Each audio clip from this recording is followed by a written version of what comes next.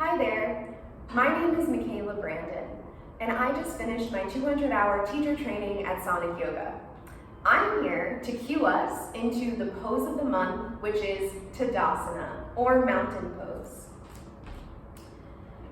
So, as we begin to set the intention to get into this posture, I would say the first thing we want to think about or consider is the placement of our feet on the floor. So mountain pose or Tadasana is a standing posture.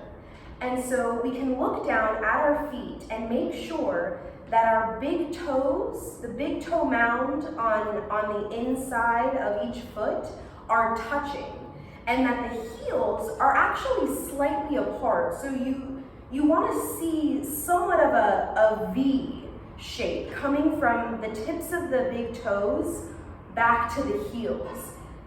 This placement of the feet ensures that the feet are truly parallel, are in truly parallel position. And this is really important because what we're aiming to do in this posture is achieve a sense of grounding. So we want to make sure that our foundation is where it should be.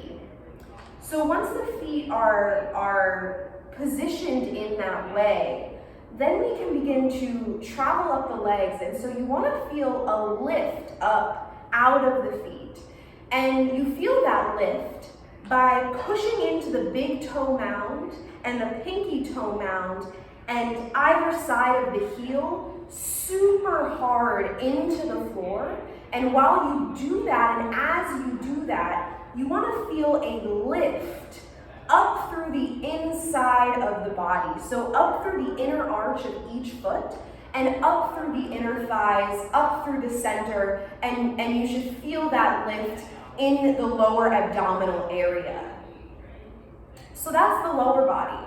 Now the upper body is positioned basically directly on top of the lower body. So as the abdominals lift here, you want to feel a slight, you want to send your exhale into your rib cage so that that area softens, and we're being careful not to overextend the back or arch the back or curve the back forward.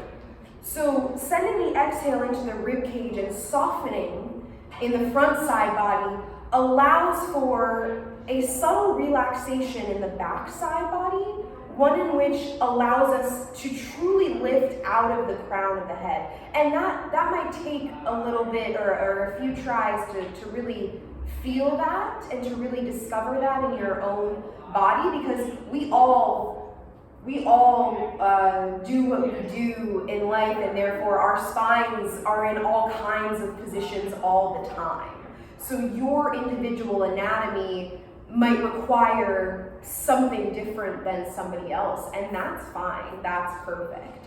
So again, pushing into the earth, lifting up through the inside seam of each leg, lifting the abdominal wall, allowing the torso to relax and for the spine to lengthen, and then allowing the arms to journey out the sides, and you just want to feel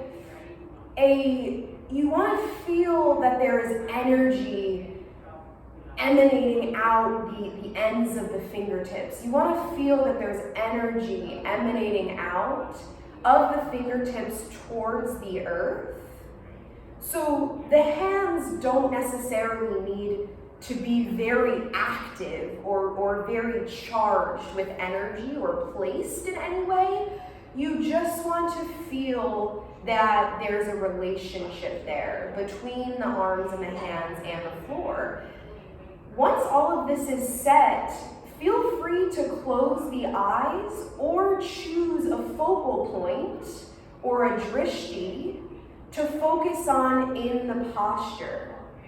And once you find yourself comfortable here, also wanting to make sure, I didn't say this before, but also wanting to make sure that the knees are slightly bent so that we avoid any kind of hyperextension or locking that can send discomfort and unnecessary strain into the lower back specifically. So keeping a slight bend in the knees, standing as tall as you can, either focusing at a point or closing the eyes and focusing internally.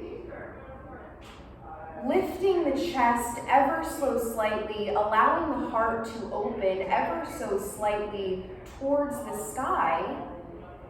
And you can find yourself in mountain pose or Tadasana. Thank you so much.